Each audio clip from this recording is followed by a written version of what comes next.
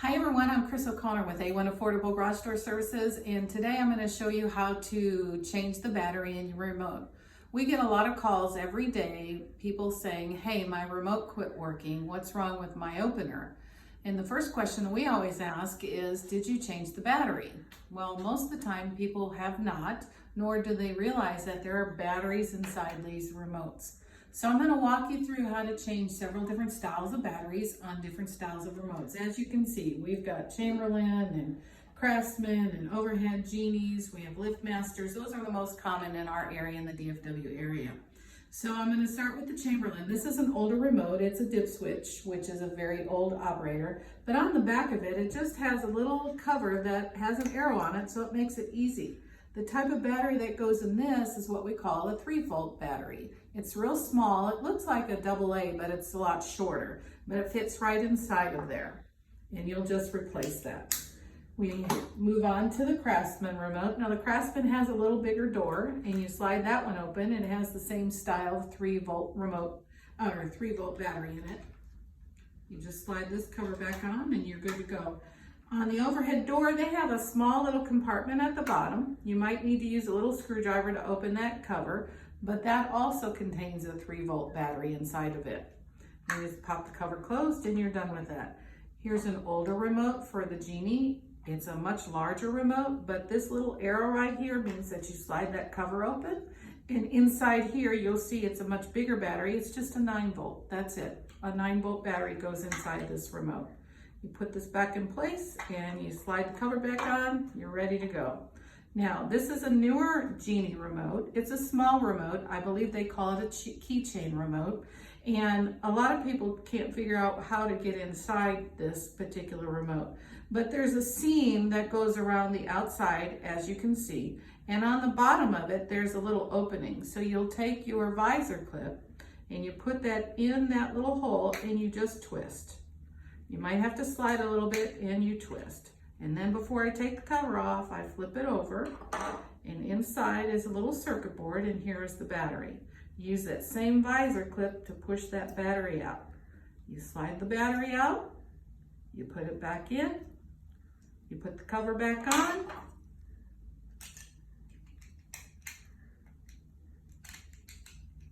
hopefully.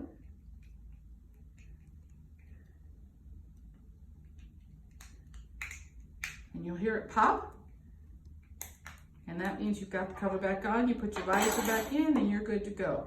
Now we move over to the LiftMaster. This is an older LiftMaster remote. It was a real fancy one. It feels like leather. When you push a button, it lights up, but they don't make this remote anymore. But how to get into this one is you have 2 little screws. Small little screwdriver will open that up. It will have the same type of circle battery inside it. This is the newer remotes that are available that have the visor clips on them. And a lot of people think there should be a little, like this little hole right here, you should be able to stick that visor clip in it and lift it. You cannot. So the best place to do that is there's a little indentation here or right here. You take that visor clip, you stick it in one of the holes and you twist. And you're going to hear a popping noise. You might have to slide it all the way around to get the cover off. They're on there nice and tight. And inside you'll see where the battery is. This one you'll just pop up and slide out and you put back in.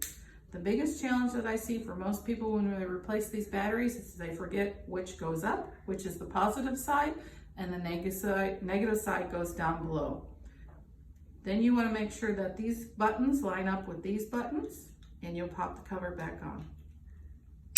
You're going to hear a noise, but that's okay. That means you've got it sealed properly.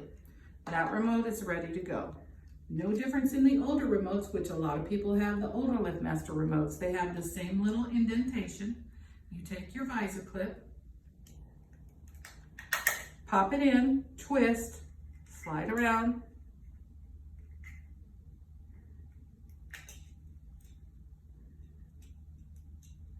again, you gotta keep going because sometimes it don't want to come off.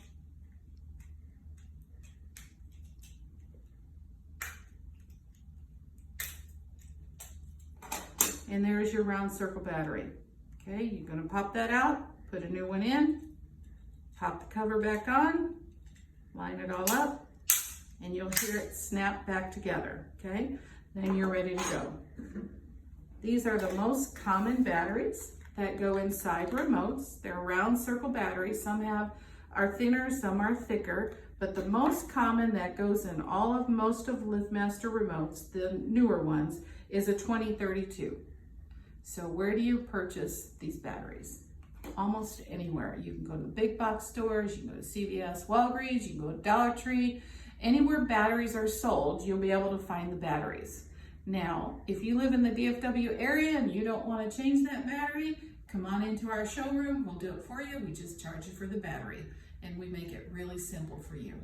If you want, after you change the battery and your remote still doesn't work, it may just need to be reprogrammed. My next video can be to teach you how to program your remotes. So put in the comments, yes, teach me how to reprogram my remotes, and I will be happy to do another video. Hope you have a great day and you learned something today, and we'll see you soon.